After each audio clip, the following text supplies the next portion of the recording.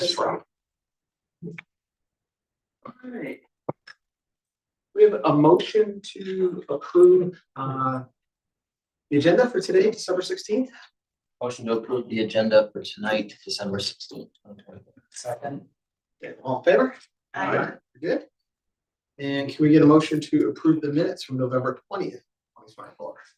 To approve the minutes from our last meeting on November 20. All in favor? Aye. Very good. School committee chairperson comments. Just gotta make a quick comment here that it's halfway through the year, I guess, coming up, and at least halfway through the calendar year it feels, and so congratulations to everyone for making it this far, and if we don't get an opportunity at the end, hope everyone has a good holiday period and gets some good rest and downtime to do it all again in January. We'll leave it at that. All right, community comments. I don't see anyone in the room. Any hands coming up, Sam? I see no hands raised. All right, sounds good. All right, we'll move right on to new business. So we've got a presentation tonight by Mr. Patrick Collins, going through a 5-year budget forecast. So come on up. Over here, You have either option there or here, it's up to you. whichever you prefer. You can sit right and start going. That Okay. works. Do it. Perfect. Make it easier for you to see the screen along the way as you're going. That's helpful. Thank you. Did you skip some comments? Yeah, we sure did. Didn't see that on my different notes. We're gonna flip over to student comments real quick. So last week we had a pretty busy week. We had the Nipmuc and Mystical concerts last week, as well as having the Nipmuc Jazz Tour that's gonna go to the district and the Upton Senior Center on Thursday. This week, last Thursday, we had the Wellness Fair, where students got to engage with learning and exploring different kinds of wellness through mental, physical, and even strengthening the bond between our community through various activities. And with booths that were like even held by organizations like the Upton Police Department. We have all various clubs preparing for the holidays with activities like Secret Santas, gingerbread creations and such. Big things for the Nipmuc Chess Club. Last Tuesday we had the Nipmuc Chess Tournament, as well as having the Nipmuc Chess Open House tomorrow. And we're very excited to get the winter break started. Excellent. Great. Thank you very much. Any questions from you? So we, the chess club, Yeah, yeah. Are you following the world championships that just wrapped up?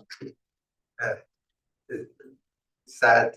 I'd say it's sad to see kind of like Magnus stepping back, but like super cool to see other people shine. Yeah. All right. Well, now we'll jump back to where we were. My apologies. Patrick, it's all yours. Okay, thank you so much for having me tonight. And as you indicated, I provided a PowerPoint presentation to kind of guide the work.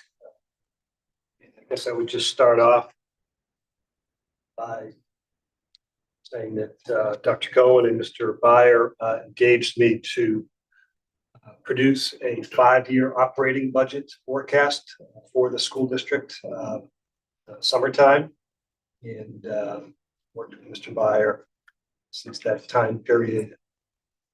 Him sharing a lot of information to me about the district and the past budgets, present budget, lots of different data elements.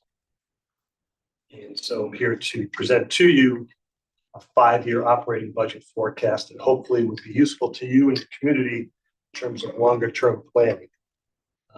These tools can be very helpful for school districts in terms of future planning, talking with other municipal elected officials or administration, and kind of looking ahead, just like all organizations do. So first, just a quick piece on my background so that you don't think I'm just a guy that walked in off the street. I have 27 years experience in school business administration as a licensed school business administrator in Massachusetts. Worked in municipal districts, which are basically town districts, pre-K through 12, regional school districts, vocational school district as well, bachelor, master's degree in business administration, and recently retired from Shrewsbury Public Schools as the assistant superintendent for finance and operations. Just one other side piece is that since I retired a little bit less than a year ago, I've still stayed in the industry, and I work as the district treasurer for Dover Sherman Regional School District and also APATH Regional School District as well. So working on that side of the business. So that's a little bit about my background. Again, 5-year operating budget forecast. This is pretty focused work. And I thought what I would also do is just share at the outset here what this is not, because that might be helpful to either yourselves as school committee members or community members who might be watching now or later. So this is not any kind of review of business operations or cost efficiencies or detailed capital planning or capital planning at all, really. This is really just a focus on your operating budget and looking at what you might expect for the upcoming 5 years. And why do school districts engage people like me to do this work? Really, because it's an outside, independent look at your finances and providing this information with an objective lens. Certainly, Mr. Bai is very capable and can certainly do this kind of work as well. Another reason that school districts hire folks like me to do this work is just sheer time capacity. This is pretty in-depth look.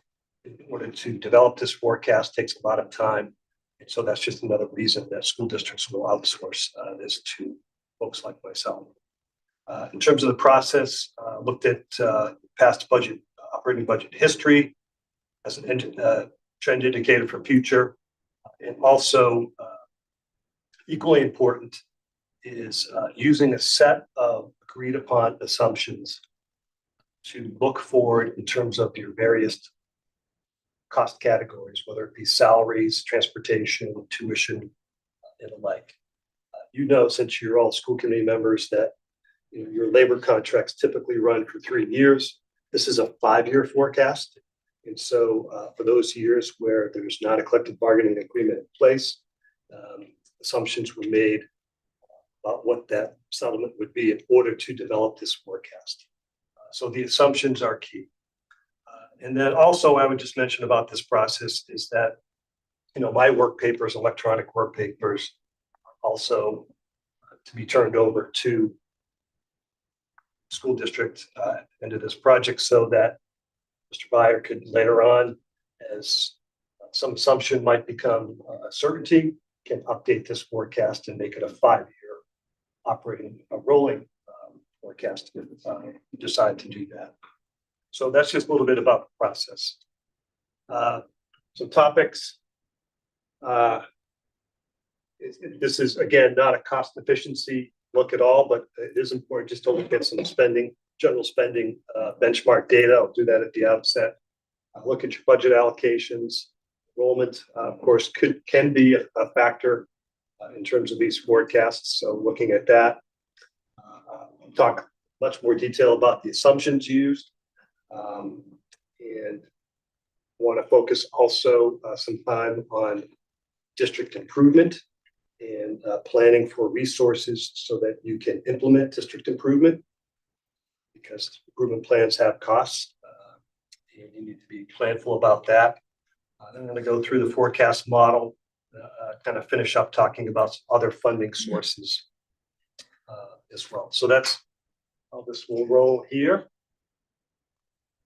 And I'm not sure, Mr. Brown, if you want to stop and have questions as we go through or save it to the end, however you want to proceed is fine by me. Yeah, I think we're not a shy group, so I think there's questions along the way we can jump in. And if it's something you're going to get to later, just tell us to hush and Okay. we'll go. Yeah. All right, sounds good. So and again, some of this information, I know I took a look at your current year fiscal 25 operating budget document. which I think is a very well prepared document. Gives a lot of good information. I think it's reader friendly. A lot of good charts and graphs.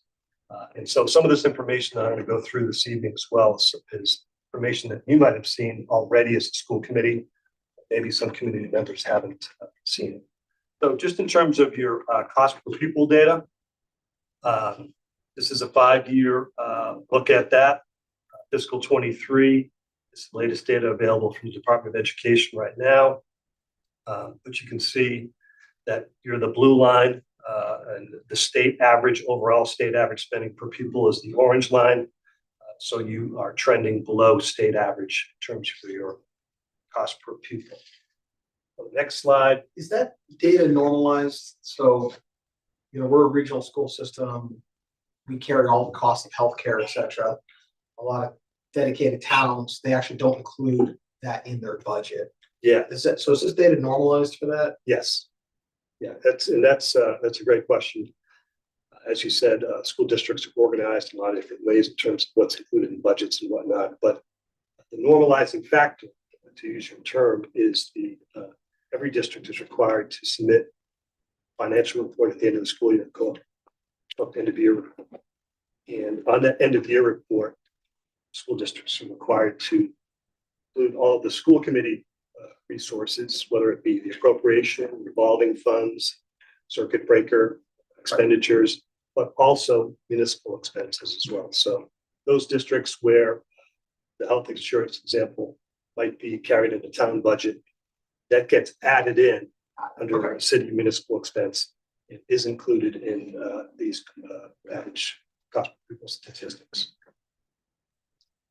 On the next slide, this list of school districts, and of course you can devise 42 other different slides comparing yourself to other school districts. What I did is to use districts that the Department of Education has determined as comparable school districts. So I'm not deciding what those are. It's the Department of Education. The criteria that you're using for this list, and you might look at some of these saying like, really? We're on that same chart.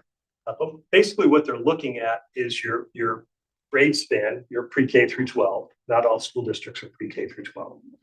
They're looking at the relative size, enrollment size of your school district. And then also your special populations, percentage of special needs students, percentage of low-income students, things like that. So those are the three main criteria that they use in order to develop comparable school districts. And so that's why I've used this cohort in terms of average cost per pupil. And you can see here the green bar, which is pretty much smack dab in the middle in terms of average cost per pupil. So just kind of looking at those two slides, one like myself might conclude from 30,000 feet view that you're using your resources prudently, and this is not a quote unquote big spending district per se. Okay, next slide. Shifting to enrollment. Of course, these are statistics that I'm sure you've looked at in different ways, but looked at the 10-year trend. I wanted to determine if enrollment would play a significant factor in developing a financial forecast. And basically what I've determined is that it's not going to play a big factor in this particular financial forecast. So I haven't made any special accommodations for that. You've got a declining enrollment trend past 10 years in the 5-year as well. And these are head count figures. So half-day pre-K kid is counted as one, just like a full-time first grader. These are head count. These are not FTE. And what I would say is on the next slide, in terms of enrollment, while you have had some decreases, that the kind of interesting dynamic, if you will, with school enrollments is certainly have some fixed costs, right? So the lights for this building, don't vary depending on the enrollment, right? You still have the same utility bill. Whether your enrollment declines or whether it increases. And at the same time, you might see, so those are your fixed costs, right? And then you have some other costs, which, could be classified as kind of semi-fixed, which would be your staff. And so if you were to next year look at, maybe potentially you're going to lose 24 kids over 13 grades. There might be 1 or 2 kids per grade. It's really going to have no impact on the cost structure, right? You can't, because you're losing 24 kids doesn't mean you can cut a teacher, which some people might think, well, that's the equivalent of a classroom. You really can't do that because they're spread across, right? They're semi-fixed. Now, if all 24 of those kids were to, be lost in grade 3, then maybe you could a teacher in grade 3. So that's why they're semi-fixed. So this piece here with if you just go back, Sam, just to that slide, just to recap that, the modest variations, whether they're up or down, are really going to have little to no impact on your budget. Meaning it's not going to create opportunities for cost savings if they're minor. And if they're increasing, it isn't going to cost or isn't going to create big cost increases or cost increases at all, potentially. Only when they are kind of aggregated or clustered by grade level.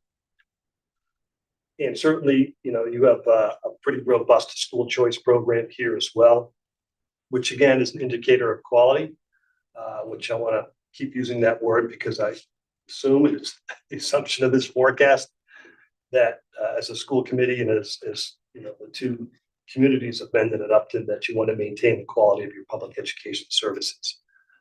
And so, having a high quality school district, of course, is what is an attractive factor for potentially school choice families and students.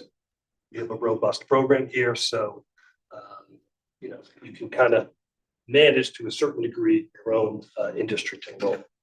Do these, so we're familiar with a few phenomena that happen during the school year. We get a lot of variation in the head count as we move through the year, whether it's people coming in the mid-year or whether it's people decide to go to another school district mid-year, whatever.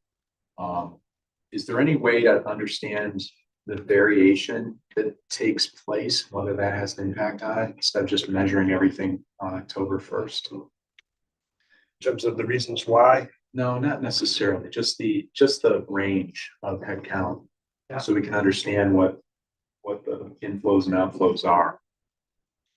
I can jump in. I Sure. mean, I've been tracking monthly, Yeah. data for that the last couple of years. We hadn't done that before that I'm aware of, but in order to try to see like are there certain grade levels and so we do that, and we have the October 1 date and then we go back and have the official March 1st date, so we look at both of those over time, but we are tracking it that way, at Okay. least from enrollment perspective. So, I mean, this isn't emergency or anything, but understanding that big picture in a chart format like this would be good if we're trying to make decisions around school choice or whatever we're trying to do, right? So it'd be nice to see that sometime.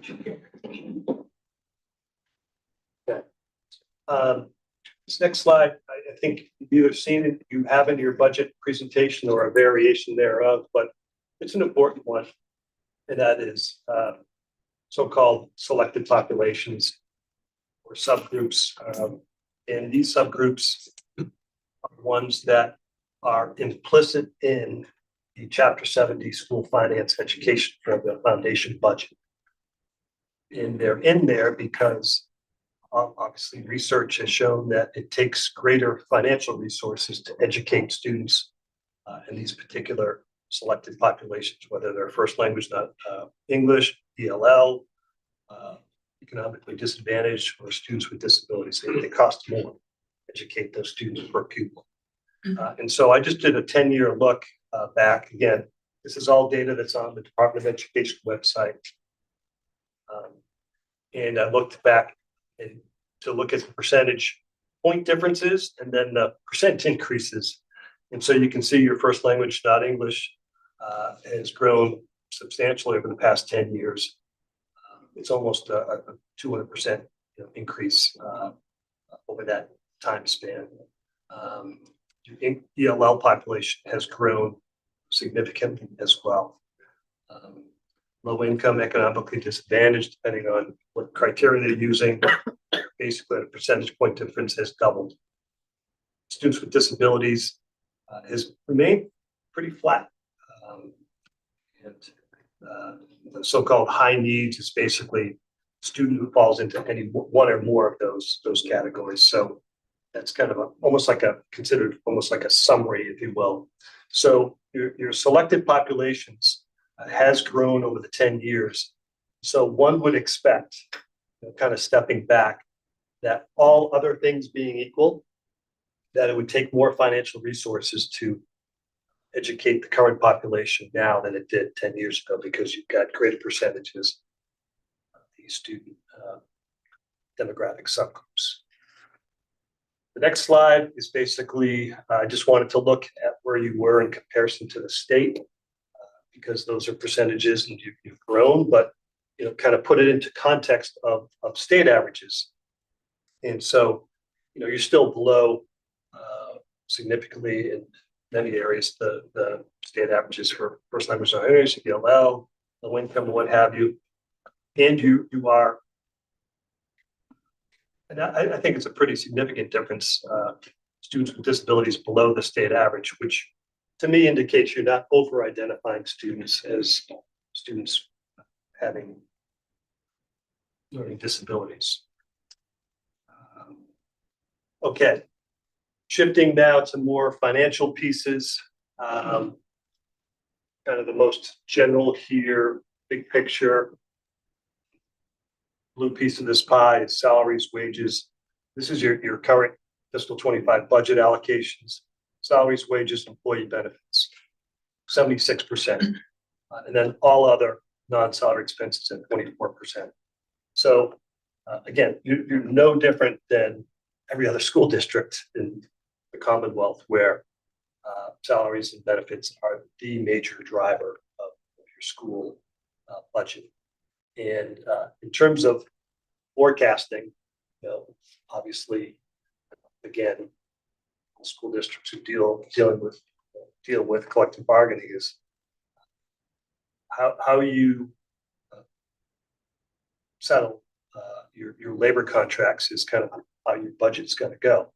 And I just want to spend a minute on that, because obviously as a school committee and as a school district administration, you're walking on this balance beam, right? Because you're an employer who wants to attract and maintain highest quality educators that you can. And you want to attract the best and keep the best. And so salary and benefits are one of those factors that people look for when they're looking for a job, right? And so you have that as a school committee to balance while you're doing collective bargaining, along with, so what does it cost us, right? And so you're on this balance beam trying to balance that delicate piece. Oh, thank you so much. I really appreciate that. But in terms of, what your cost drivers are going to be in are, again, no different than other school district is your labor costs. What is the state average between salaries, wages, employees versus all of it? You said it's about par. I'm curious if you know those numbers. I don't know specifically, but it's definitely going to be in that range. Yeah, and I think smaller districts probably would have a slightly higher percentage. But I'm not sure, but this is certainly within norm. I couldn't look to get the state average on that. Breaking it down just a little bit further into some other categories. So you got salaries and wages, just alone 58%. Employee and retiree benefits, health insurance, life insurance, things like that, 18%. Transportation is 9%. Tuitions, out of district special education tuitions, charter school tuition at 4%. Technology is at 3%, utilities at 3%. Then all other expenses, which is basically supplies and materials, office expenses, things like that are collectively 6%. So moving into the 5-year forecast assumptions, again, it represents 58% of the budget. What I used in terms of forecasting this particular category of cost, again, is your collective bargaining agreements. There's a slide up ahead here that kind of shows some more details of that through their last year of agreement. And then I made a COLA assumption in conjunction with the administration about what to use for those out years that are not covered by a collective bargaining agreement. And again, that's kind of just based upon usual and customary and what Mendon-Upton has seen more recently. The other piece of this third bullet is also factored into this forecast are planned step increases for all the staff by labor group. And frankly, this is where I spent the majority of my time because salaries are the largest part of your budget. And so this is what's going to drive the forecast. And so based upon information I received from Mr. Byer, very detailed information about where staff was on step and lane, basically spent a lot of time carrying that out through your collective bargaining agreements and then beyond through the 5 years to give you as precise a forecast as possible. Another way to say the same thing is what I did not do is to look at some line item that said $100,000 for salary and just add a COLA. Did not do that. That would be overly simplistic and less precise. So how did you take into consideration the typical trip? So that's a good question. So I did not plan for attrition. I planned for staff to persist through. So you'll have some attrition. And so, for example, attrition meaning people retiring, for example. And so as people retire and they're at the top of the salary schedule, you might hire somebody maybe, at the lower to middle part of the schedule. And so you'd have some salary savings. Now, if you're like other school districts, that's going to depend. If that's a science teacher, high school science teacher teaching chemistry. Yeah, I just, Sure. it's our biggest level we have, right? With a budget that's 99.9% allocated. Yep. That ends up becoming the biggest level we get on an annual basis. So the other thing that I didn't do, but it kind of consumes some of that savings, if you will, is that you also have people that move across the salary schedule. People that move from bachelor's to bachelor's 15 to master's. And so some of that so-called savings gets consumed by people that are doing that. Okay. So again, just speaks about the process. I'm going to get to the numbers, but I just wanted to talk more about the process. And this is basically your distribution of your professional staff from the Teachers Association. This is FTE basis, so you got just under 200 FTE. And basically, you got 60% of the people at top step, 40% still making steps. So that's really what I was getting at to figure out what that derivative would be for those 40%. And so that's, again, just another piece of information that I used going along this forecast. Okay, next slide. These are your, this is just a summary table of your labor groups. Shaded in gray are the COLA assumptions by group. So for example, at administration, I just made an assumption of 3% salary increases for all 5 years. Same with non-union staff. You can see fiscal 26 and 27, of course, you've bargained these agreements that they're in place for these, groups at these particular COLAs. And then for the years that when they expire, the end of fiscal 27, I assumed 3% for fiscal 28, 29, and 30. I do want to, again, just publicly say what I put in writing here, to be explicit, that the COLAs that I assumed, or assumed rates, not yet decided or bargained, used purely as an assumption for the 5-year forecast model. Of course, you're going to settle your contracts likely differently with different COLAs, either higher or lower, year by year by year. But this is what the assumption was based upon kind of usual and customary. Okay, slide. Okay, employee and retiree benefits is 18% of the budget. Of course, the other aspect that if you were not to grow your active employee base in terms of FTE, you're still going to have growing headcount of retirees as people retire and then become eligible for retiree benefits, and then backfill that position. So anyway, I put it at 7.1% annual cost of inflation, or basically the health insurance trend going forward.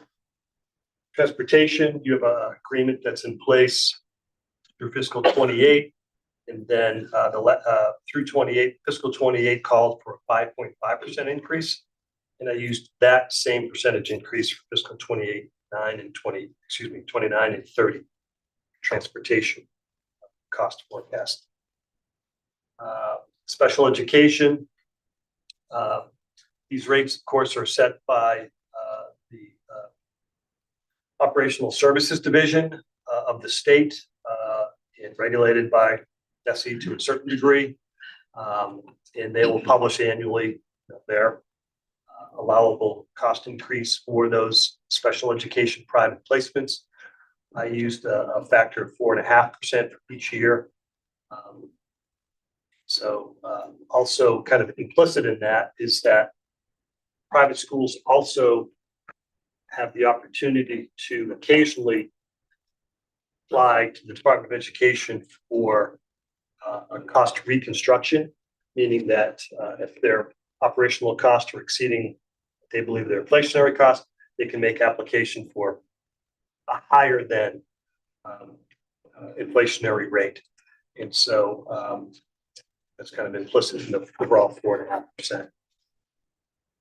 Retirement and pension. I looked at the 2024 actuarial valuation report from the Worcester Regional Retirement System, and your actual cost increases for the past several years.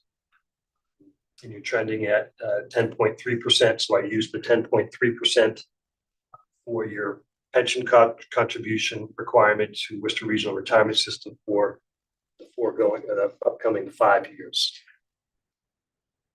Charter school tuition, I basically used a 3.5% inflationary factor for that, assuming level enrollment. Technology, I used an inflationary factor of 4.5%. Of course, both educational administrative technology is fast moving and essential, and so that'd be a little bit more than normal inflation rates there. Utilities, I used about 4.5%. Utilities, of course, include your heating and lighting, water, sewer, waste removal, telephone service. I used slightly different COLAs for each of those, but came out to about 4.5% overall. And then other expenses, your textbooks, materials, some general supplies. Again, all of those things, combined are only 6% of your budget. I used a 3% inflationary factor there, the 5-year period. So those were the assumptions that drive the financial forecast. One last piece before I get to the numbers is this idea of planning for district improvement and fulfilling your strategic plan. And of course, like any good plan that you might have, it's only going to be executed or executed well if you put the financial resources behind it. And so what I've assumed here, what I think is a modest sum, and that is 1/2 percentage point annually to be put towards district improvement plans or fulfillment of your strategic plan. 1/2 of 1%. Okay, shifting to the numbers. This is kind of like this. The way that I just broke this out is salaries and wages, and then everything else non-salary. And it's also broken out in terms of percentages first, and then actual dollars for the forecast. And so, for example, on this first slide, I talked about the administration category for salaries, the assumed rate, 3%. Those staff are on steps schedules. And so you can see, looking across that, it's 3% COLA per year. Your fiscal 25 budget for that category is just under 1.5 million, and that's 4% of your overall current budget. So I use the 3%, that's how you read it kind of going across. A little different, and this is where more the work came in, is with respect to the Teachers Association, professional staff. The budget's about 17.7 million. And I forecast for next year a 4.6% increase collectively in all your salary category. So what is that? Well, you have a 3% COLA. You saw that in the prior slide. And basically, you're going to need another 1.6% on top of that to pay for people making steps. So that's how you get to 4.6. So that's kind of the net effective cost with COLA and steps included. Fiscal 27, it's a little bit higher because you have a slightly higher COLA at 3.25, and you also added steps to fiscal 27 salary schedule. So you have a net effective increase of 5.4%. And then kind of slides down after that because the assumed rate is 3% for the COLA. And then there's just more people kind of topping out at the top end as you go through time. I'm not going to read all those. I just wanted to kind of explain those two differences, if you will, and you can kind of interpret the rest, if you will, as you go forward. Your salaries. So just for the salary category, you can see at the bottom, it's summarized at 5.1, 4, 3 nines. Moving on to the next slide is the non-salary categories broken out. Again, I'm not going to read all these things, health and life insurance, transportation, so on and so forth. The assumed rates in there that I talked about on the prior slides are just kind of built into this chart. And don't need to repeat that. And then go to the next slide. And basically then it just turns into dollars. So your dollars for salary using the assumptions that I talked about before. So your salary budget for fiscal 26 looks like it's just under $25 million total. Fiscal 27, it's at 26.2, so on and so forth. And then your non-salary categories, you can see the numbers there. And then your total budget at the bottom. So I'm estimating for fiscal 26, just over 43 million, about 43.1 million fiscal 26. The next slide, which I think is probably the most useful elevator speech for you to use and maybe talk with other elected officials about, is the so-called level services budget, which is what I just explained in terms of the forecast. Basically for fiscal 26, that you need a $2.1 million increase or 5.3%.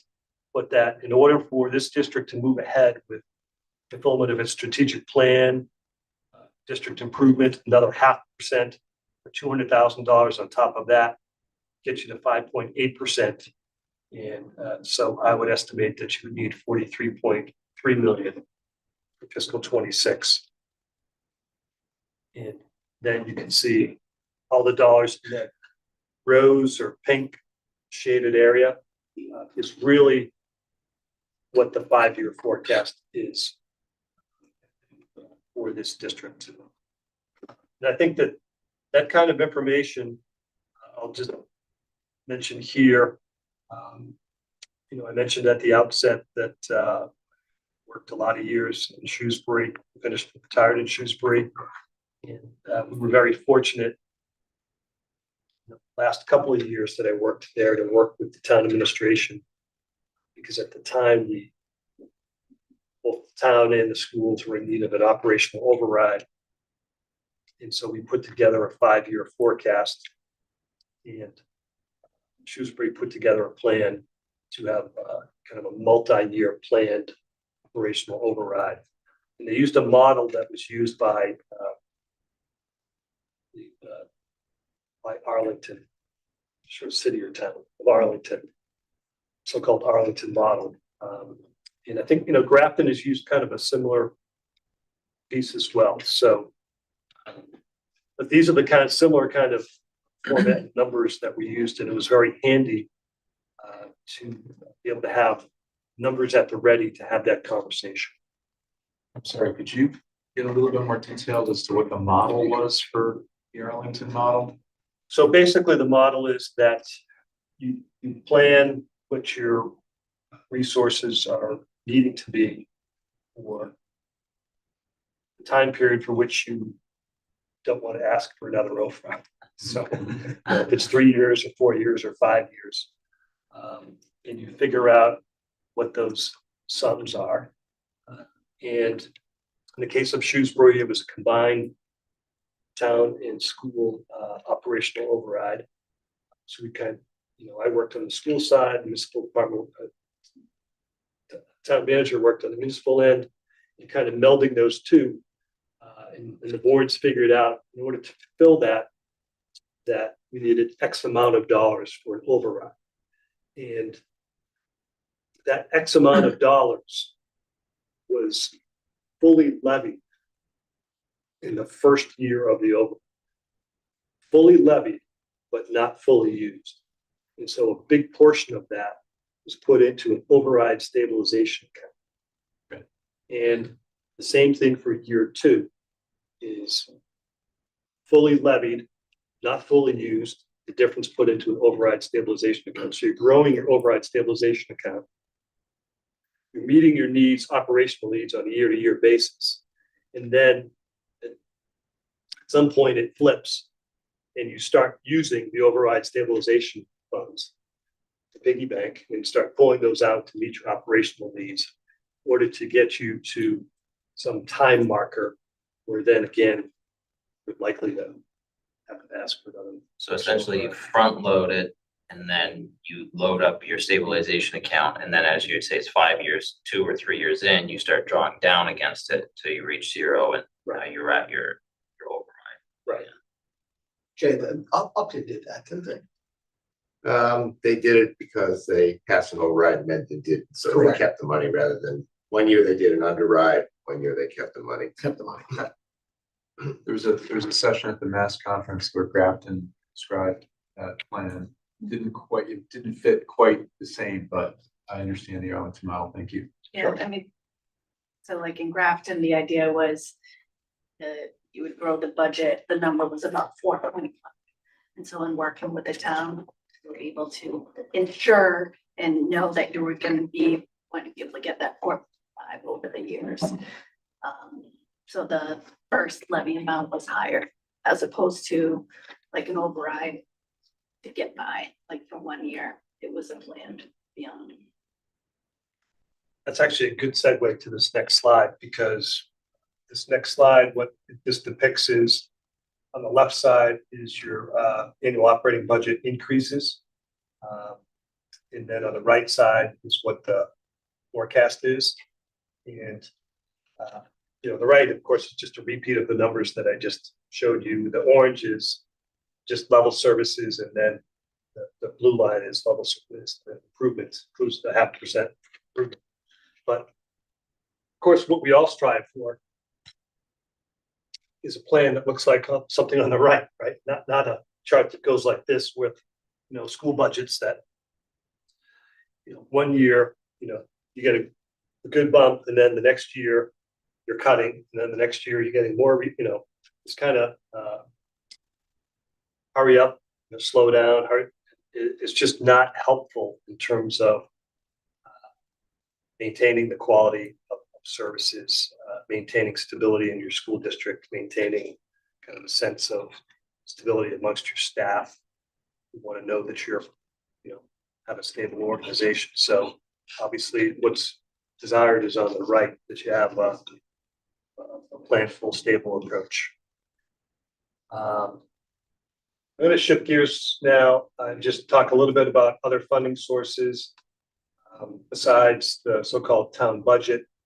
And, of course, it takes a lot of resources, different types of resources, financial resources to run school budgets, include federal and state grants, which all school districts get to some certain degree, special education circuit breaker reimbursement. In your case, school choice, and then other miscellaneous receipts. And basically, what the assumption for this forecast and the numbers that I just showed you, kind of implicit in that is that all these other revenue sources are going to remain relatively flat. So while you've got multiple sources, funding the operations, if all these resources are staying flat, then that basically puts all the pressure on your town appropriated budget to fund those necessary increases. And that's the case here. And it's really, different than most other school districts here. The one thing that I would point out that is a bit different is your school choice program, whereas it is very robust. You've got strong enrollment here, consistent enrollment, brings in significant dollars on an annual basis.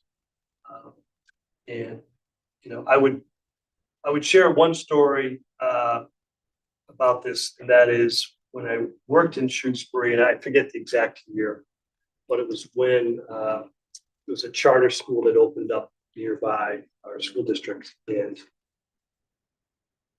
at the time, the community members felt like our middle school program wasn't as strong as it should be.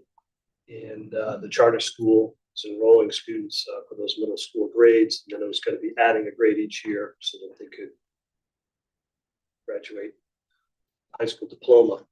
And so when they opened up in each succeeding year for about the next 5 or 6 years, we continued to lose a significant number of students.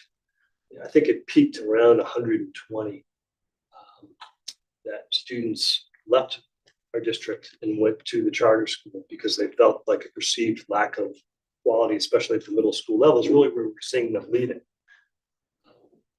And so what we did and what we had to do was basically take a hard look and make some programmatic changes at that level. And over time, that number kind of came down, and it didn't hurt.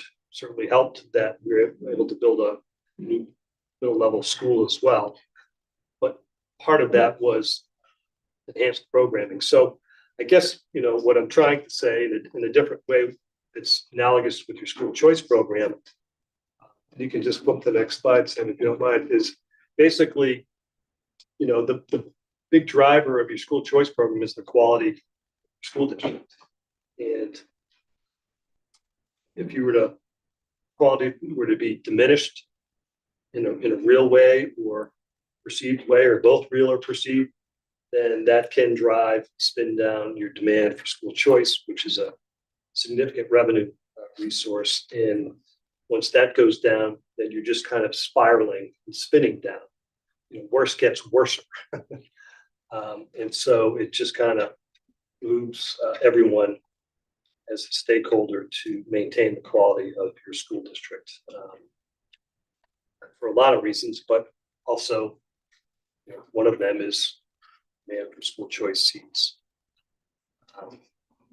Okay, chapter 78, as you know, you're a minimum paid school district, and I just wanted to drill down this a little bit. This is it was a little bit unusual this year that the minimum aid community's got $104 per student, but the Student Opportunity Act just calls for $30 per student per year in new money.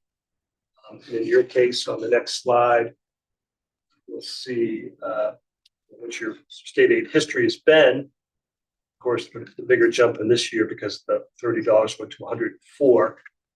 But on the next slide, you'll see what the forecast is with the $30. It's basically just over $59,000 per year is what you can expect. What would reasonably be planning for, because you have no other information other than the Student Opportunity Act to say you're going to get $30 per kid.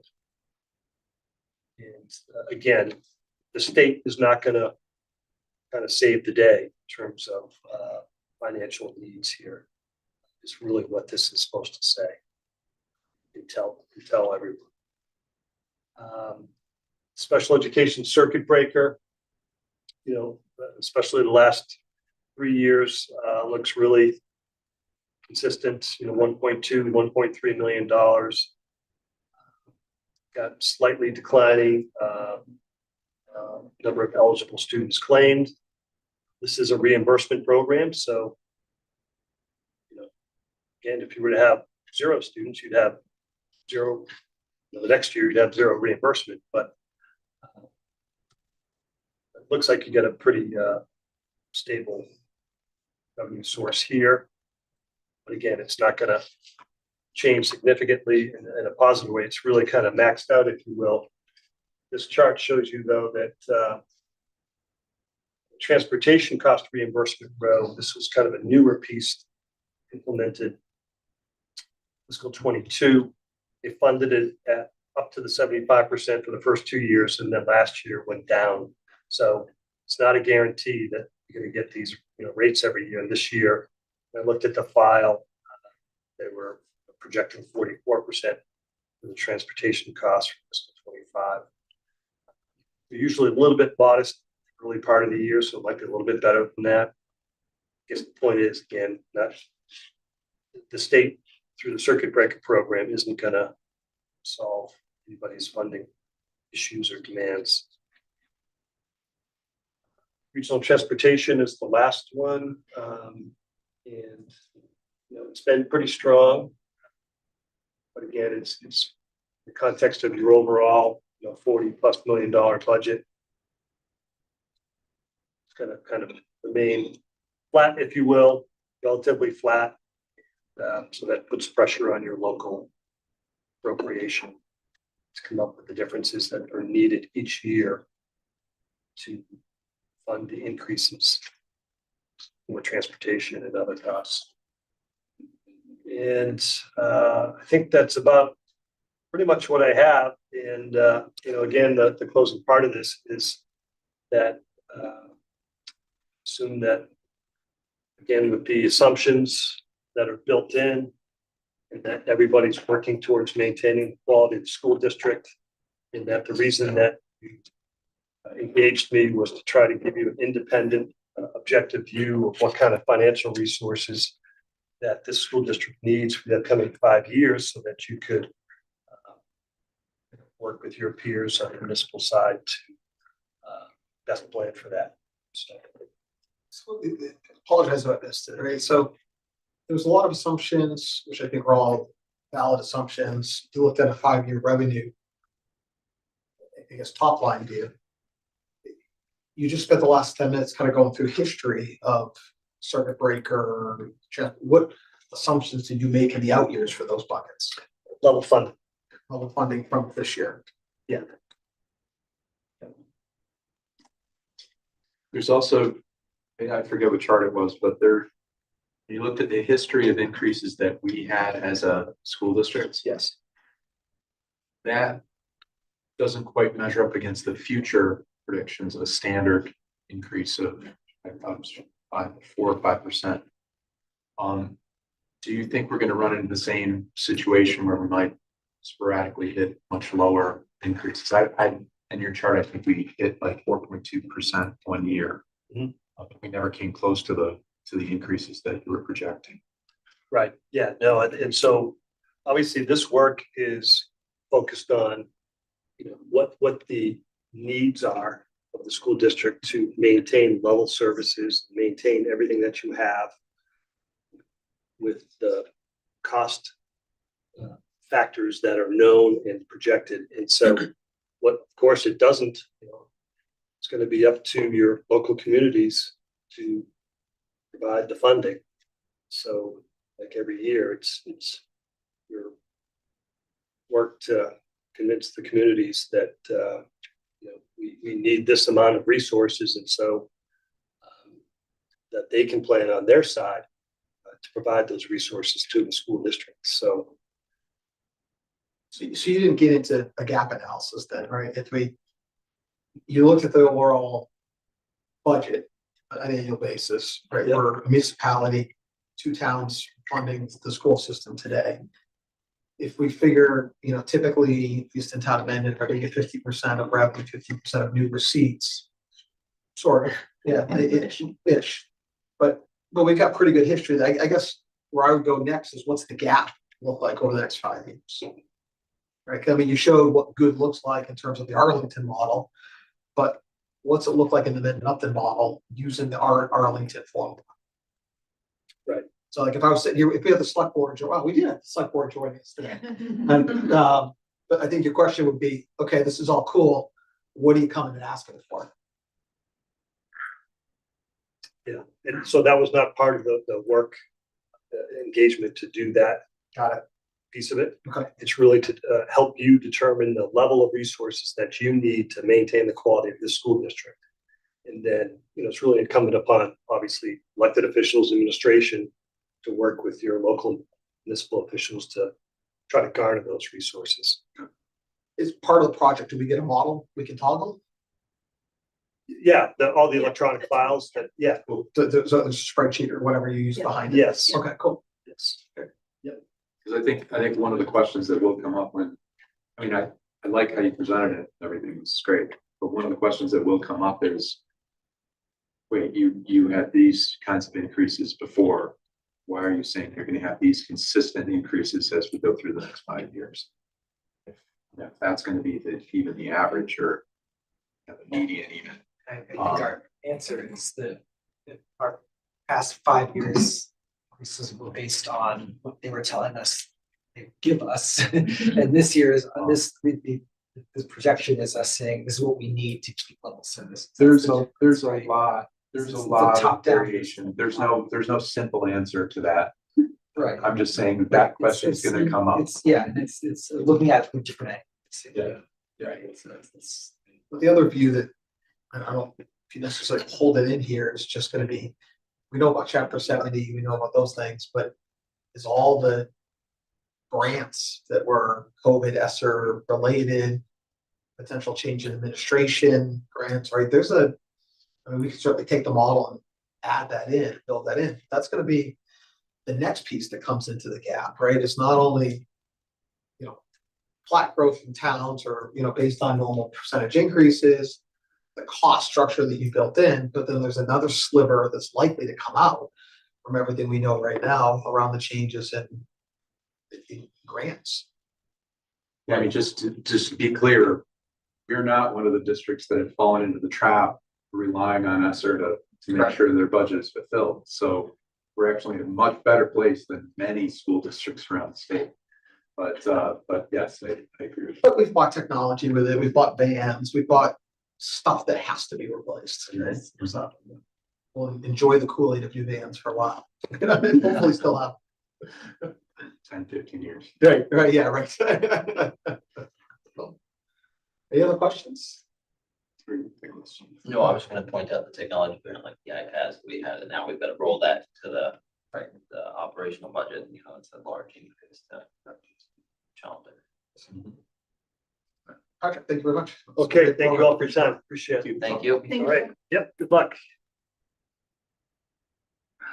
All right, continue on new business. We've got the MSBA Nipmuc roof approval conversation.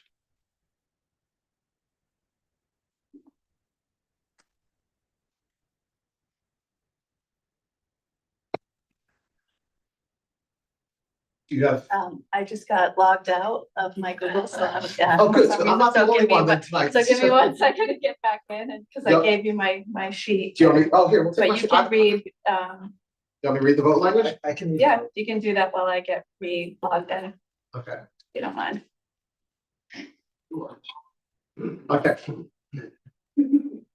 All right, well, it is that's the next one, sorry. A motion is supposed to need to approve funding. The member will need to read the link to. Sorry. Do you want me to Go for it. I'd love for Do you you to have read it. the language to read? So this is the first vote that we're taking, that's part of the MSBA accelerated repair plan for the here at high school. So that the Mendon-Upton Regional School District hereby appropriates the amount not to exceed $100,000 for the purpose of paying costs of feasibility study, schematic design, potential Mont Regional High School, 90 Pleasant Street, Massachusetts, roof replacement project, including all costs incidental and related thereto. Said amount to be expended under the direction of the Mendon-Upton Regional School Committee. To meet this appropriation, the district is authorized appropriate.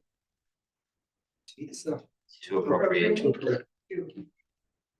authorized to appropriate these funds from the district's capital stabilization account. The district acknowledges that the Massachusetts School Building Authority's grant program is a non-entitlement discretionary program based on need as determined by the MSBA. Any costs the district incurs in expenses of any grant approved by and received from the MSBA shall be the sole responsibility of the district. Provided further, the amount of borrowing authorized pursuant to this vote shall be reduced by any grant amount set forth in project funding agreement that may be executed between the district and the MSBA. Second. Hank, can we have a quick discussion? Yes.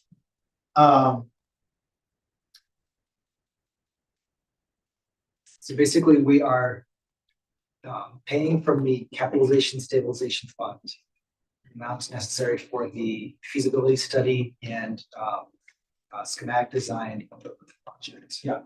This is the first step required as part of, this phase 2 of the I think we're still this phase is still 1, phase but one where it's like of one of the last the ones. at phase one. MSBA accelerated repair program that are applied to or accepted to and that reimburses percentage of. Yeah, so this is a required step to get MSBA funding for repairing our roof. I just want to make that And very this is clear. the Right. legal language that I'm now in it now, and Yeah, the legal language that they provided for so us. the $150,000, just, we're appropriating that from our budget, Capital stabilization account, not the operating budget. not the operation, okay. How much is in the capital stabilization budget? Ironically, I just looked that up because I knew you were gonna. 200, as of June 30th, it was $211,478. Okay, So this will use up a good portion of that. It may not cost. We don't think it'll $150,000. cost close to that. We But- just wanted to go over. They couldn't give us the exact amount, and they Yeah. were much lower amounts, but we okay. sort of, made sure we were covered for what we might need. Follow up on that, what's the next phases and the costs associated there, like, is there any more besides, okay, we're gonna do it? No. Not for us, no. So we're using this money to hire the design company. Is then going to draw up a plan and charge us what it costs them to make the plan. Which is hopefully be less than this amount of money. And then that plan will bring forward, we'll have the cost for the full project that will go on the warrant spring. Right. But it should Once be that noted, the cost for this will be part of the reimbursable part of the project. Yep. So there will be some money that it'll be part of the overall cost. So we'll get 52% of it back in some fashion. To replenish the capital. Yeah. Fund, okay. Or to go toward the project, depending on how much it costs. Sure. But yes. 6.5. So once that's approved by the town, then the project can go forward. correct? And then there's also a time limit. That's why we're moving rapidly here to make sure that the MSBA funding can be allocated to our project. I don't know what that time will be. It's different phases, so the first phase we have to do within 3 months. That's why we wanted to bring in it as of, it started, that timeline started November 1st. All right, so we got a motion, we've got a second. Any other discussion or questions? All right, then we can go to the vote. All in favor? Aye. Unanimous? Thank you, Matt, for bailing us out on that one. All right. So, I can give a little overview on the next item. that'd be great. And then, we can talk about it, because some of the language in here is kind of new. So, we talked about it a little bit at our capital planning meeting. Because at capital, we're not required to have a building committee for the accelerated repair program. But we discussed at the capital planning meeting this week that because we have a number of other items that we're going to find out, more information and get costs and move on to hopefully bring forward to the town meetings. We thought it would be helpful to have a small building committee to help us with that process. And so what I have in here is some language that you could use for forming like an advisory building committee for that purpose. And it would guide the process regarding any design elements, scope, costs, contractor selection with a framework within any of our regional school district guidelines that we have. They'd work closely with state agencies like MSBA, so they could help with that as well, to access funding, comply with regulations regarding any construction. And they would also help, and I see this being, they'd be really helpful with facilitating some of the communications or engagement with community members as well and getting input. I looked at a couple different examples of a makeup of a building committee, because we do not have a school building project. I looked at what MSBA recommended for who's required for school building project. We don't need exactly that, but I took some of the categories and kind of condensed it. Obviously, you want to have school committee representation on it. You can have as many as you want, but you may just want a couple members. For school representatives, and I pulled this from what they have for MSBA, and will be heavily involved anyways, would be myself, would be Jay, would be Ken. So those three, because we have some larger projects that we're going to be putting forward with fields, et cetera, that at Nipmuc, it would be really important to have a school principal and or another representative from the school, maybe like the athletic director, to like be involved or, in that aspect of some of the future plans. And then we want to, of course, have community representatives, at least one from each of the towns. And it would be good if we had people who came aboard who also had like any experience with architecture, engineering, construction, field and grounds. We know that MUCP members would need to be on this because they're doing a lot of focus on the field aspect at the high school and at the middle school fields as well. So we didn't want it to be too large. I gave you kind of a range to take a look at, but that's my recommendation to you on the makeup of the committee. So this would go And- beyond The roof project. the roof This process. is, yeah, So what would the selection process be? it's up to you. You could just appoint. You could just say this is what it needs to be. And then obviously some of these, for school committee, you would determine what members would want to be on it. For school committee reps. For community representatives, you could just, we can put it out there and see who's interested, and then, they could be appointed after. Well, I make a motion to create a building committee that consists of the people that Maureen has outlined. And that the school committee makes the members of some future date. What's the timeline of getting this committee up? Is it like when the project pass the debt exclusion, when we. I think we should get it up and running. So then, for example, like when we're starting to get information on some of other aspects of the capital needs, that then this committee would be able to offer some insight into it. So I was thinking if we formed it Does the tonight, Capital planning committee end and the building committee begin. It's one of the same thing, like how, we gotta figure out how to integrate the two. yeah, and I think it might be that you'd have, you know, some of the same members or not, right, you know, but I think it'll end up turning from this capital planning committee, ad hoc committee that we're coming up with that capital plan. This is more about the finer details that would have to meet, building committees meet when you're in projects a lot more regularly. So imagine if we had a school building project, like when I did that in my previous district, and we had regular meetings and we would be, you know, having that group would come together and we have to like constantly be reviewing items. It's not gonna be as detailed with the work that we're doing here because it's not a school building project, but it would probably be a higher frequency as a guest once we get into it. So I think to answer your question, more capital plan, vision, and this more implementation, not quite, Yeah. but, you know, I think that's a good way to put it.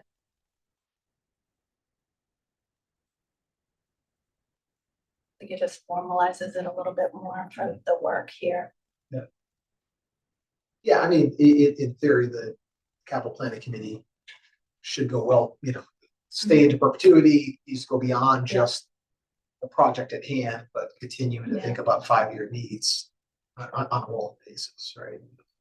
And when I was looking at other examples of capital planning committees or like for towns, they don't necessarily meet as frequently as Yeah. we've been meeting too. We've been developing the plan, so that maybe that's something that would be less frequently as check-in to be updating the plan as we go, and this would be more technical for some of the project work. More guidance on appointing representatives and from especially the town. I mean, I'm not worried about school committee and school reps. But you know, if you had 2 from Mendon, 2 from Upton, is it volunteer, interview, we pick?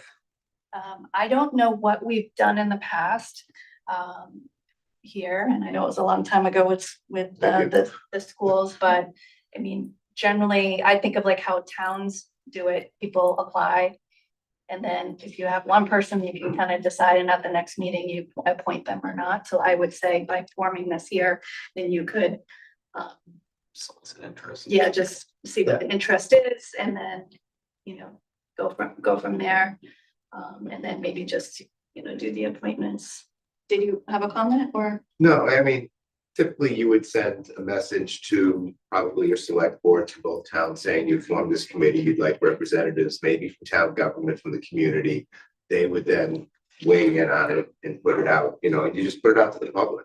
Okay. I mean, if you want town officials, like you want a FinCom or a select board member, that would be different. If you're just looking for a community member, you know, it depends on what your makeup is. I mean, a lot of times building committees are 15, 18, 20 people. You don't need that. for Yeah. this We don't need it for project. this, but we wanna. New school, maybe you do. Sure, Yeah. sure. Okay.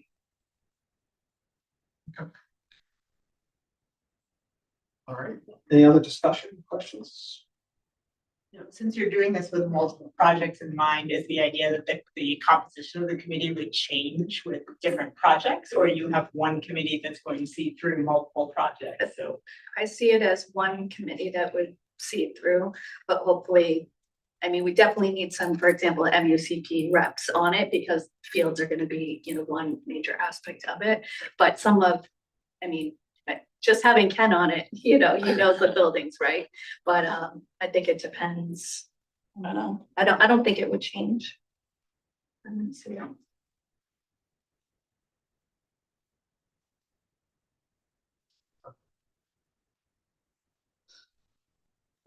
Thoughts, questions? We've got a motion on the table, I believe. Second motion. Second. Take a vote. All in favor? Aye. All right. The next one's quick. I'm doing the field trip request for Mr. Schmidt, who was unable to attend tonight. He was gonna be here at the last meeting, but he ended up not having that one. So I said I would do this. He's requesting to take a group of our track athletes to a track meet at Bryant University. That's out of state. That's on January 5th. It's usually one of our coaches, roughly about 10 of our athletes that are traveling by the van to the meet. Because it's a meet and it's with qualifying standards, we're not sure exactly how many people will go. But it's important because it includes a weight throw, I guess, which is new, a new discipline in Massachusetts. And a lot of our athletes don't have opportunities to practice this kind of event. So it would give them another chance at earning qualifying distances for the state.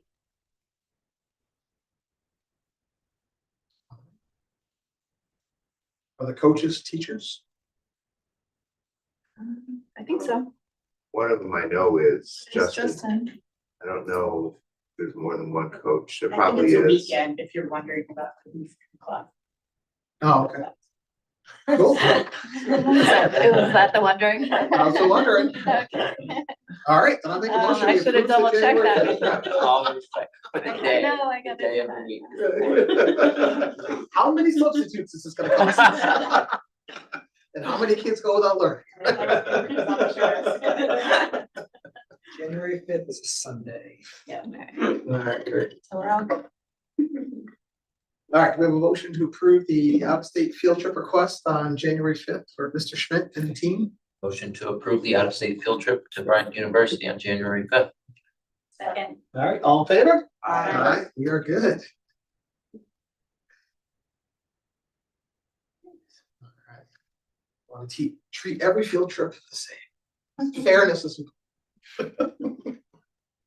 All right, on to superintendent and administrative reports. All right, I've been very quick. I'm gonna make it quick. There's a lot on one slide that you can read. I'm gonna have it up there. Can you pull up my Canva? Thanks. I wanted to, my plan was to just give you a little bit of a mini progress update on some of our district priorities, trying to do that every few meetings or so as we lead up to the mid-year review of our district priorities, where we'll do a lot more. So if you go to the next slide, please. And hopefully you have it in front of you so you can see it a little bit better. But what I did is I took the 4 priorities and I just grabbed a couple of the action steps and decided to just give you some highlights around a couple of the action steps for each of them. I'm really proud of the work that we've done around deeper learning so far. We're still in the process of developing a framework for deeper learning. In October and November, we had authenticity and student agency element protocols that were developed and used at 2 of our schools. And I talked about how we did some walkthroughs with our staff, with our leadership team, where we were just looking at the elements. Just recently in December, for example, we were at Clough Elementary School and we were looking at the element of revision and reflection, and we were going through the classrooms, and we'll be working on protocols for that as well in the future. We have a draft framework and elements that were reviewed with the leadership team at that meeting, and we're condensing it into kind of an easy to read document that we'll be able to share out with everyone. So we're making steady progress in this area as we move forward, and really excited. And it's been really nice to see the use of some of the protocols for leveling up.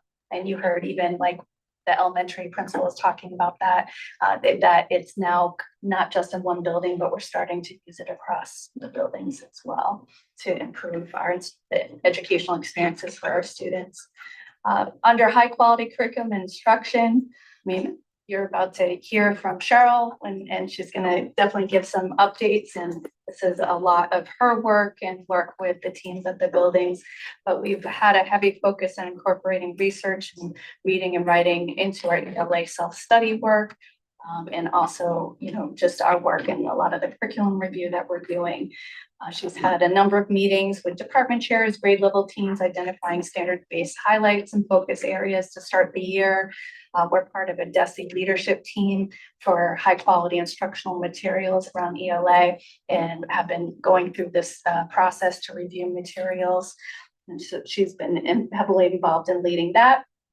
We have, that's been mentioned, the Well Collaborative, which is providing some research-based and instructional support and PD for our educators at the elementary level, especially in our early grades, K and 1. In November, we had just had a curriculum council meeting where they were looking at research, data, surveys. They're working on visioning around ELA for the district. MISCO has been reviewing ELA resources, having some planning meetings around that. And we've been continuing to review curriculum maps. So writing, you will continue to hear a lot about reading, writing, ELA. It's a large focus area for us this year. Under equity, inclusion, and belonging for priority 3, the action step I wanted to highlight was developing visual reminders of the diverse languages and cultures represented in the Mendon-Upton community.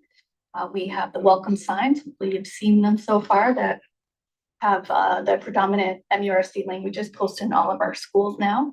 We've developed portrait of a learner banners that have been updated to display the diversity of our students. They're in all our schools as well. We had a really interesting review of equity, diversity, inclusion, belonging here at NITMUC at one of the lead learner meetings. And so with students, faculty members, administrators, they went around with a checklist and did a protocol to look at every aspect of the building to see if there are ways that we can improve it. Through the lens of equity, diversity, inclusion, and belonging, and they came up with a really great long list and already at work at bringing about some changes.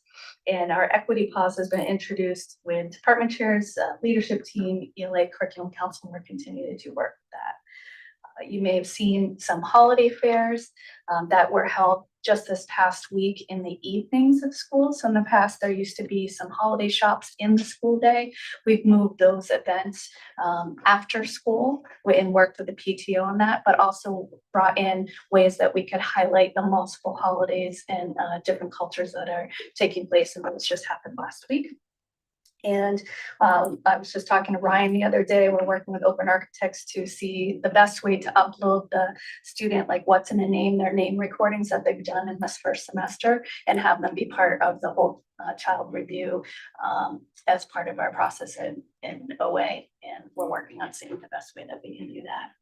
So we've made a lot of forward progress in that area. And then finally, we're under community support, decided to highlight some of the communications regarding curriculum standards to families. We had the report card updates to families. You had obviously the presentation here, but we had presentations at both of the schools. We are incorporating a newsletter with curriculum information. You'll see that popping up in the newsletters at the elementary level. We introduced the student-led conferences, and a big part of the student-led conferences was talking about the connection to standards. So it was a different way to communicate with our parents and families. We just had the NITMUC showcase, which was incredible. I don't know if any of you happen to be here or were able to see it, but our students, were you at it? Yeah, our students were amazing. I mean, I tried to talk to every single student that I could find and just kind of ask them about what they're doing. But it was an incredible night. Every year they kind of tweak a little bit of how they're doing the showcase, and they just did an awesome job this year. Ryan just shared out this morning, there's a tech resource webpage that is going out for caregivers to help around the holidays to kind of understand like how to get iPads and computers up and running and safety features. We just put that together. Another action step was developing 5-year projection, and we just had that as part of some of our work there. So that's just a very quick, hopefully fast overview of some of the areas that we're proud of the work, and we'll continue to give you different updates as we go. On the next slide, I threw this in this morning because I found out on Friday that we are featured in the AASA School Administrator magazine. So this is the premier magazine that goes out to all superintendents across the US. And that cover story, that feature story of mastery transcripts and graduate portraits, NITMUC is one of the highlights in the feature of that story. I think I shared it with you and, I sent you the link to it like over the weekend. But these are just a couple, screenshots from the article and highlighting a lot of the work that we've been doing in connection with the Mastery Learning Record and Mastery Transcript Consortium. So that's pretty neat. Want to make sure that you were aware of it as well in case any superintendent friends of yours other than me, brought it up to you. Well, And then- congratulations. Yeah, it's really, really awesome. Really just, I don't know. I'm pretty psyched. I mean, I love that there are a lot of magazines you get and you don't like, right? They don't have too much in it. That one is the one that you read because it actually has really good information in it. So that's pretty exciting. Where's that distributed? Is that national? Yeah, it's the superintendents. You know how you have like the MASS, state one, this is the National Superintendents Association. Yeah. So the district calendar, I just kind of put in everything in there upcoming, just a reminder, we have an early release on this Friday and then we have the break. But as we come back, there are a number of activities that are scheduled coming into January. And then pretty soon we'll be at February 6th and doing our first Inspired Learning Day, which we're excited about. And I just added in because I thought there might be a question about accelerated repair program and the phasing and module. So I put that in there in case it came up after, but I think we're good. That's all I had for that. Thank you very much. Yeah. It's still you. Yeah. So a lot of me. We have Cheryl coming up. Yeah. Thanks.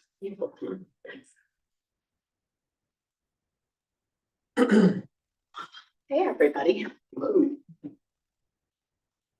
I am here to share our annual look at MCAS and assessment across the district. I'm going to give you just you flip to the next slide. Some high level information on the MCAS across the district. I want to be able to show you the trends for the state. I want to show you our results in comparison to the trends. I'd like to be able to break down each level with highlights and areas of focus so you can see what we're observing and what we're doing with the data. I'm going to show you an example of the inequity pause so that you can kind of see it in context and see how we're using that type of thing with our inquiry. And we'll talk about actions along the way, but I'll sum it up that way. So we'll start with accountability.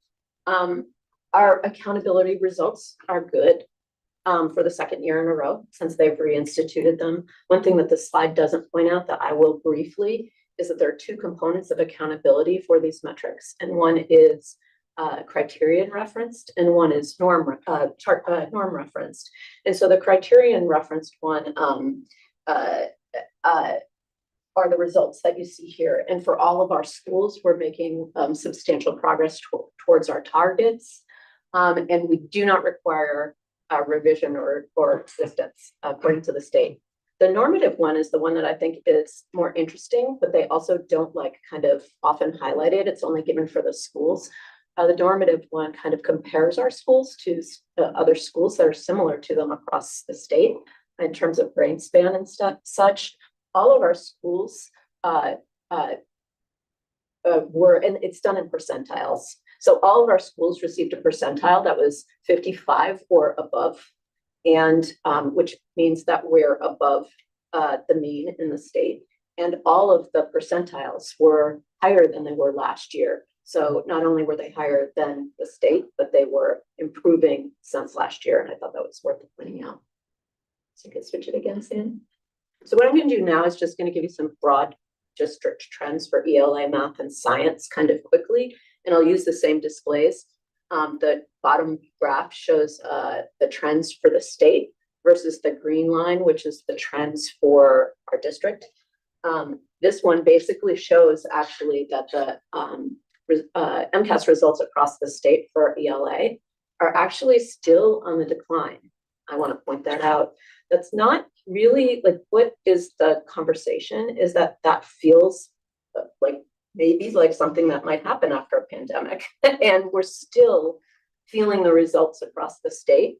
One of the things that I want to point out is that even though the trend for our results it kind of flattened out last year, and then it's a little bit down, but it's less down than versus the state. And our growth, which is something that I always point out, is over the mean, which means that we're growing better on average. Our students are growing better on average than similar students across the state. Yeah.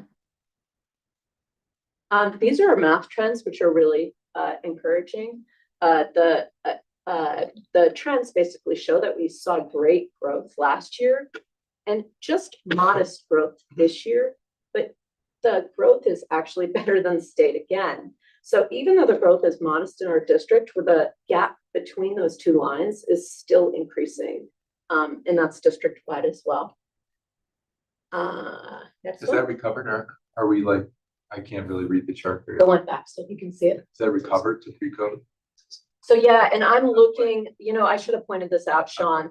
Really what I'd like to focus on is like 2022 and on. And I used the other like data points, like I didn't alter the graphs so you could see it. Right. But those are the points that like my kind of presentation focuses on, and I think is important for us to focus on moving forward. Thanks. So these are our science results, and the science results actually show, right along, we've been over performing the state average in science district-wide. They don't give growth scores for science because the tests don't happen one after the other, so they can't like do that analysis. However, it's important to see too that we're considerably above. And the thing that I thought important to kind of point out too is that over the journey of our students, like going from the tested grades of 5th, 8th, and 10th, that we get better and better over time. That's an interesting observation that I'll make now, but maybe note a little bit later, is where our results are very close to the state average in 5th grade too. Is also one of the things that we've noticed, and one of the reasons why we're working on training educators in Project Lead the Way in the elementary levels, because that is a really excellent project-based science curriculum that we think will really blend in well with the shift that is happening in the assessments to performance-based assessments, which we piloted last year and will be a part of the statewide field test this year. Yeah, it's interesting because it's also the least COVID impacted bar. Mm-hmm. Right, you make an argument they're first graders in COVID, right? So, yeah, science then. This is really rough data because I crunched it myself, but it was a field test results, right? And so what I wanted to show you is they've kind of broken down the new social studies assessment into 3 main areas. The first one is foundation of government. The second one, government structures and rights and responsibilities. And the green bar represents the average correct of questions that fell into that for our last year's 8th graders, this year's 9th graders, and the state average. And I thought it was pretty interesting, the difference in the green and blue bars for the first 2 components. This year's test will be the first real administration of this, and there'll be a notice going out to all 8th grade families, just letting them know that we're no longer field testing, and they'll be doing it in the spring. Thank you. So what I'll move into now is our review of the different levels quickly, and I'll structure it the same so it's parallel. I'll start first with these displays that I've kind of overlaid one statistic on the other so that you can get a twofer. One is the performance distribution, so you can see the blue and the dark blue as the 2 areas of proficiency for our district, and then below are the areas where we're trying to grow towards proficiency. And then I overlaid the dashed line, which is the state average, just to give you a sense of like how the tops of those bars trend in terms of the state average. So again, for the elementary school, it's really interesting to see that the general trend for ELA for us goes in a different direction at the elementary level than at the state, where as many schools are seeing a decline. Ours are so slightly, maybe seeing an increase as you draw the trend line. In math, our results are kind of mirroring the state at the elementary, but they're in terms of the trend, but they're way above the state average in terms of proficiency. And this is an area in math that is one of our highlights, which is where we'll go next. So I'll pause to provide a couple of highlights, or one or two highlights at the different levels, and then one or two areas of focus. In terms of the highlights for elementary, math is really a really big highlight. Our growth in math last year, and this is just for the fourth graders, was 62, almost 63 percentile. And that is quite significant. The proficiency was at 62% for this group of kids as well. I mean, that's just a massive jump from 21 to 22. Is there like a piece of curriculum or process or change that you could point to and say, that's probably the cause of that significant jump? Well, I think that one of the things is the work that the elementary schools is doing in terms of mapping its curriculum, and in terms of really helping its educators utilize the way that the curriculum resources address the standards. And so they did a lot of work on that last year. And the teams that in particular that are the assessed grades too have been really paying attention to those standards and how they're laid out. So I think that's one big piece that's happening there. Any effect of the ST math stuff coming up from the elementary schools into the middle school as well? Yeah, well, I'm not sure we've seen the effects yet, but I know that the elementary schools would say that ST math and that practice that happens alongside the mapping of the curriculum has been really great for kids. Do you see, so this is the elementary school, it's the combined data from both elementary schools? Do you Yes. see similar trends in each individual school, or is there, separate them out? Do you The see- trends at both schools are above the mean. So they're both great in this area. That's why I decided to just represent it both together. Memorial's growth is above, slightly above Clough's growth if you piece it apart. But in aggregate, they're 62 together. So that's pretty great. All right. This is where we'll pause for an equity pause. The concept of an equity pause is something that we're building into our inquiry process, which is really asking ourselves, when we see trends that are meaningful, are they the same for all kids? And we have the ability through the data systems that we have now to be able to separate different student groups and analyze the trends by toggling different student groups. And so we're incorporating that into our process this year with folks. This display shows something that I think is worth highlighting, is that for growth at the elementary level for ELA, you'll see that for students that are not on IEPs, their growth is above the mean. So it's above 50, 52, that's respectable. And for students who have IEPs, their growth was 59.3.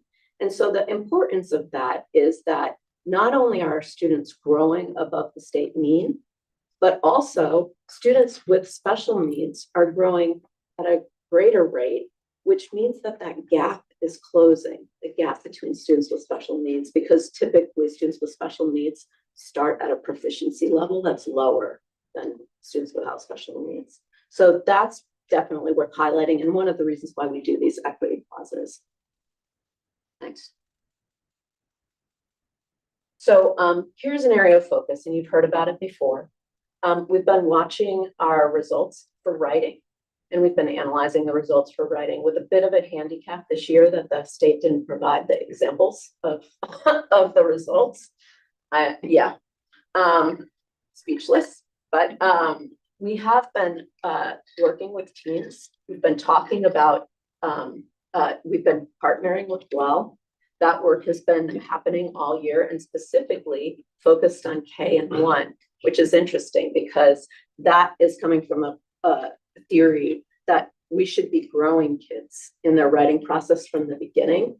And so you may not see results in the MCAS from this work, like immediately, it would be a longer term thing, but it's dedicated to kind of growing writing from early on. Last week, I saw a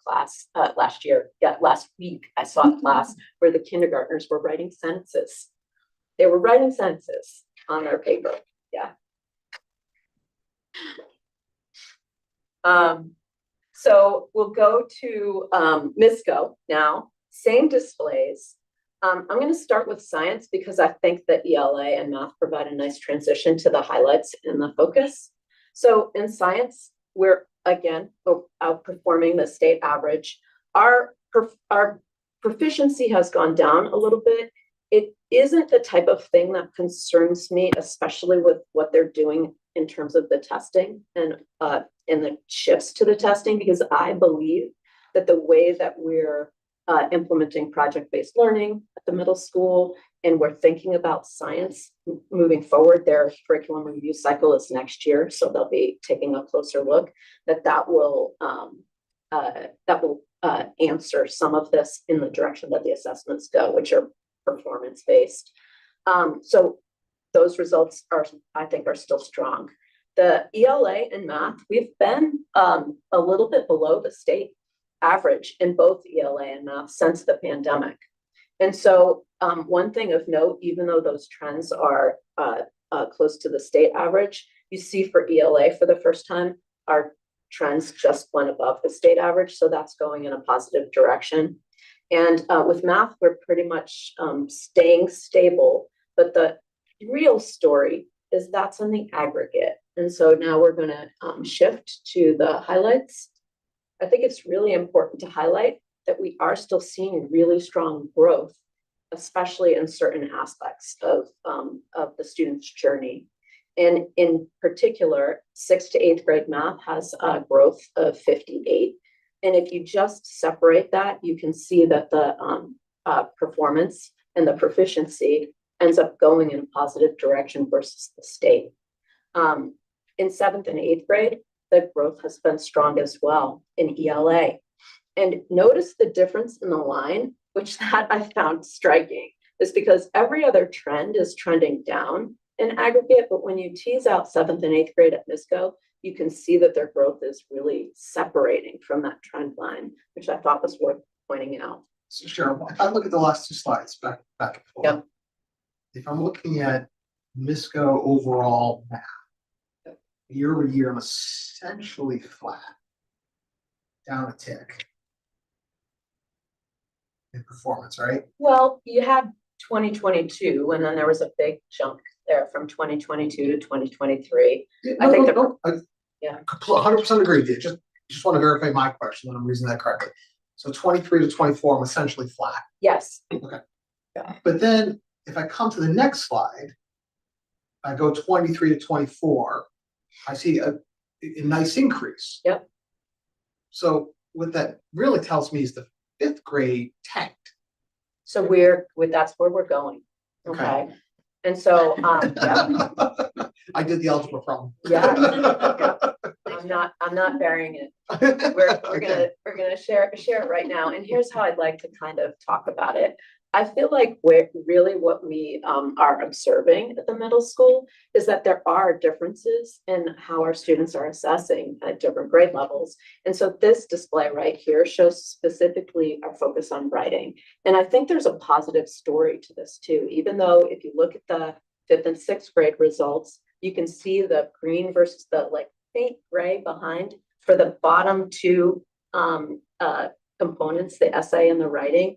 You see that our results for 5th and 6th grade are below the state average. And so those are that's where we're looking when we're like, oh gosh, we need to focus on our writing. And you saw the trends from elementary are the same, right? So it's not necessarily worrisome.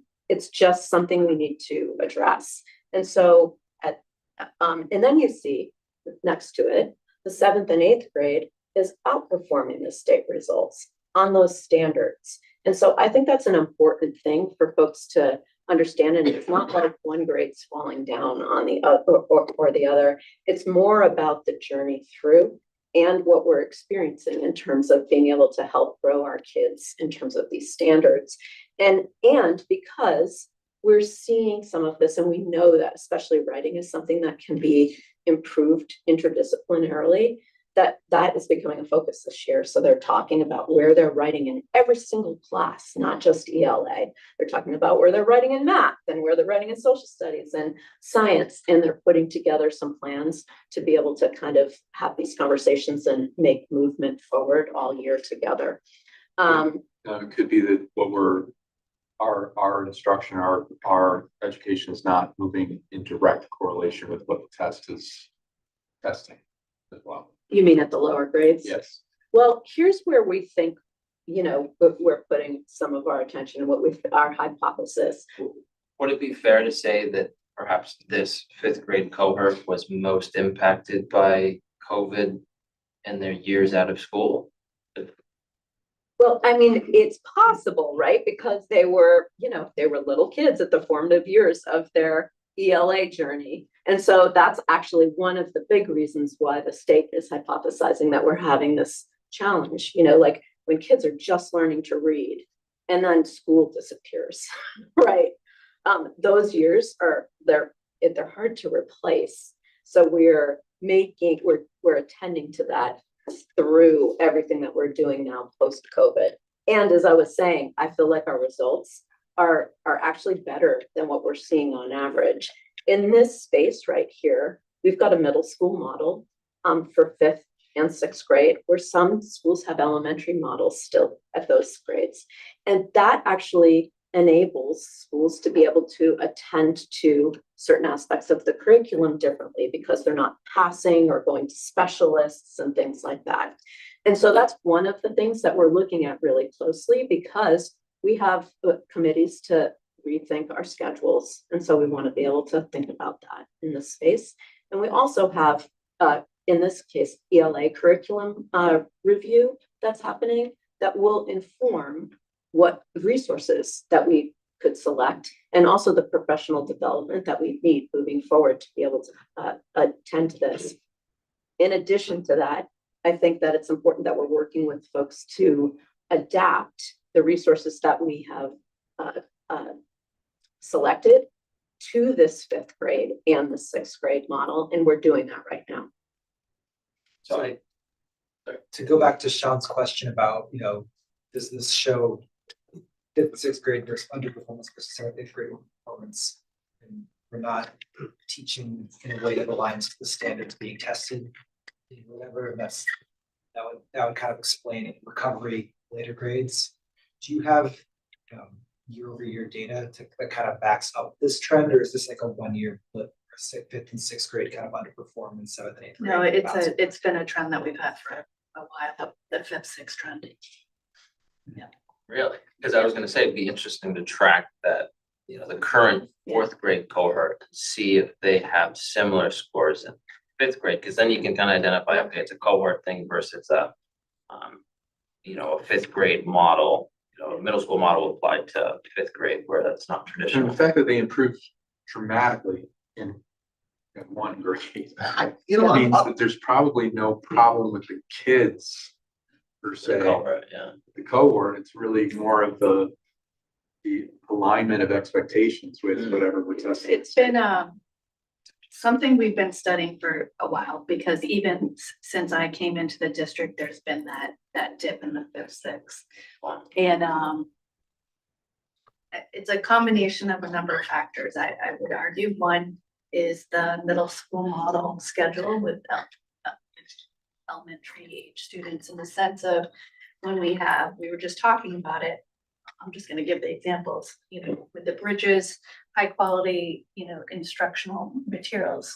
So I think that's one element that's also helped at our elementary, is bringing those in.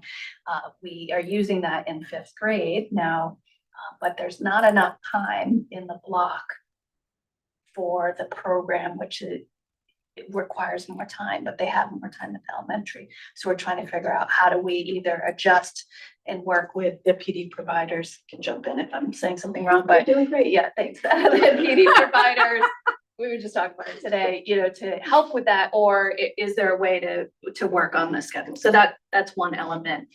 In the past, we we found out like a number of years ago that we weren't it was really a lot was curriculum mapping and not we weren't teaching the same things across both teams. And so it was working on having a common curriculum map, but also we didn't have that standard high quality instructional resources in ELA. right. Now, when we're focusing on writing as an area across, all of the grades, we haven't in a number of years had really explicit instruction in writing for our teachers. And we've had different teachers who have come in over the last 3 years too, right? So we may have had it in the past, we don't have it now. So the resources that are coming in are really helpful, that we're kind of sharing, but I'm really excited to see when I go in classrooms and I'm seeing, a format of like, it's called RACE that they're using for writing. And I just saw it in a 5th grade class. I saw it in the kindergarten class. I saw it in the 3rd grade class. So the more we develop these structures, so it could go on and on, but it's a series of things. We also had split teams before, and our students in 5th were moving a lot. Now we had the equal teams, and now we're able to do more collaboration across and less movement for our students in the classroom spaces. So we're looking at schedules as well. So we continue to, look at it, but it's not a 1 year. Yeah, and what I do want to highlight though too, like this is about like what we've observed, not just like in this moment, but Yeah. and we the 5th grade configuration of the teams has shifted now so that they're pairs of 2, which will enable us to be more flexible ultimately with the scheduling. So that is like really That's huge significant this year. We acquired a high quality curriculum resource as a pilot for the 5th grade last year, and they've been utilizing it with some of the same challenges, right? Like it's designed for an elementary model. And so we need like to, have some expertise with like identifying how to adapt the resources for the structure that we have. And hopefully our schedule will have the opportunity to shift a little bit to help the time. I'm just gonna throw out my comments. Yeah. I know you can't wait. I'm actually not shocked to see the 7th, 8th grade shoot up. And I can say, just to kind of give feedback, my older son especially, kids were in the same class at the time, right? There was a 6th grade teacher who really taught them how to write. And I won't even say the name, but it's like they learn to write in 6th grade and then it takes off in 7th and 8th grade. But there was one teacher in particular who really encouraged them to write at writing clubs. And it's just like, my older son looks back on his education and that's one of the ones he'll call out where he learned to write. So It's fantastic. Yep. So I'm going to share one. This is kind of wrapping this up. This is for math, and this is what we just talked about, where we're working with the curriculum resource consultant to kind of like help us adapt the materials to the current structure, so that we can attend to the standards that are really like the prominent standards of the grade level for math. So here's the overview for NIPMUC, where you see the proficiency is well above state average in all of the areas, ELA, math, and science, and the trend line is generally outperforming the state as well. And then for highlights, it's worth noting that in ELA and math, we're now at the 3rd straight year of high growth at NIPMUC. And in terms of comparison, when we go back, kind of circle back to the beginning of the presentation, the accountability metrics for NIPMUC are in the 80th percentile. So 80+ percentile. So, that really bodes well for the performance of students at the 10th grade. They don't have as much data, obviously, at NIPMUC, which is one of the things, if we shift to the focus that we're trying to think about, is given that the MCAS is only in 10th grade, what are some of the other ways we can formatively keep track of what we're trying to grow for students? Obviously, we've got a big conversation around now that the MCAS isn't a graduation requirement that will kind of lead into, well, what do we really believe is worth measuring and worth looking at? And I think it's a really great opportunity for a school, for the school, because of all the focus that they're doing on deeper learning and that belief that we really would like to have authentic experiences that like connect kids to the real world. So that I think will be a real opportunity for us. The area of focus here, I think, is just in terms of our ability to do an equity pause. It makes us basically say, well, how are we doing for all kids? When I teased out the high needs kids versus the not high needs kids, and high needs, as you just saw in one of the earlier presentations, is a barometer of like EL status, low income, special ed. Any of those, we can see that their growth isn't as high for high needs kids. And that's something I think that we have to think about at Nipmuc. It's not unusual for a high school where students start to get leveled in classes and stuff like that. But I definitely think it's worth thinking about. So to kind of wrap up, this is just a little journey of our of the work that we've been doing with inquiry. And one of the things that our work this year has illuminated is the ability to use our formative assessments. We thought we needed to make adjustments. And so what we are doing this year is, instead of administering the iReady at the end of the year, we've now situated it so that it was administered at the beginning of the year in January, and then right before MCAS. And the reason why is because we want to be able to have those results for teachers to be able to act on it in a way that they can before the end of the year. And then we'll have MCAS results. So we'll have another barometer. So that's one adjustment we've been doing with our inquiry cycles. And secondly, we've been taking a look at the SEL data, especially at the elementary level. And we've been asking, like, how do we best collect data on SEL in a way that it's usable, in a way that it's helpful for kids. And so what we're doing actually is not administering Panorama this year for elementary students, but instead administering more kind of regular and informal assessment that can be administered when they do families. They have their families at both schools. So they'll kind of run through a little assessment that then can be done again with families and then again with families, so that they're kind of capturing where the students are at in a way that they can act on it. Questions? So the teachers running the families, they're recording that and entering it into architects or something. That's right. So we're working, it'll be kind of captured on a spreadsheet that will then be uploaded ultimately and displayed in conjunction with the academic data. So like most of the other things in open architects, you can click on something and then see a relationship with another metric.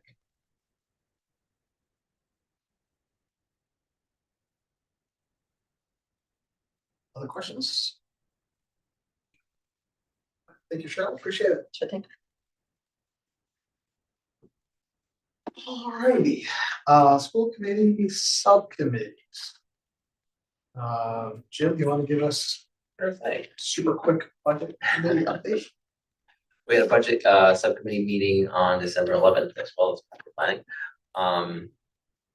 Dr. Cohen and Mr. Byer provided information regarding the current state revenues and some concerns around declining federal funds and proposals to eliminate some of the federal grants, expenditure drivers, including salaries and transportation. Administration is currently reviewing the health insurance provider, working with teachers and staff as they try to resolve some of the transitional issues there. Chapter 70 state aid is expected to be about the minimum $30 per student. All of the departments and schools have submitted their budget requests. They're under review and analysis. The first round of programmatic proposals and staff requests have been submitted, and those are under review. And the next steps include an analysis of enrollment, class size numbers, updated quotes from vendors, and finalizing the technology and curriculum needs, and review of the out of district and upcoming student specific supports. Next meeting is January 15th. Awesome, thank you, Jim.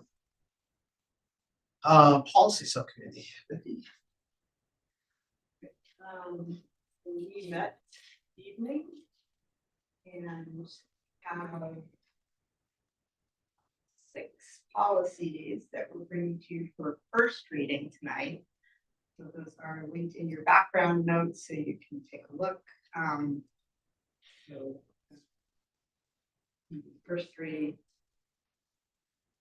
for 2 field trips, and the next 3 that we continue to go through our review of all the fee policies. Those are regarding policies. And then we have 3 policies that we have for tonight for a second reading, and then a vote to approve. So those are TB policy adoption, GC policy revision and review, EGF suspension of policy.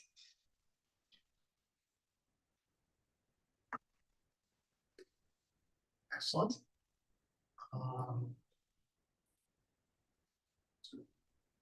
Anybody want to kick off some motions or? You don't have to publish amendments to the policy. No, we just have to. Move to approve it. So motion to approve BDB policy adoption. Second. All in favor? I, Keep going, Jim. Motion to approve BGC policy revision and review. Second. All in favor? I, Take this one. Motion to approve BGF suspension of policy. Second. All in favor? I. Good. Thank you, Vicky and team. All right, superintendent evaluation committee. I don't think, Carrie, you guys have met. We have no new updates. Next meeting is scheduled for February 4th. Excellent. All right, and Matt, last but not least, capital planning ad hoc. Yeah, we met last Wednesday. First, we got an update on the MSBA. And took this evening was a direct result of that.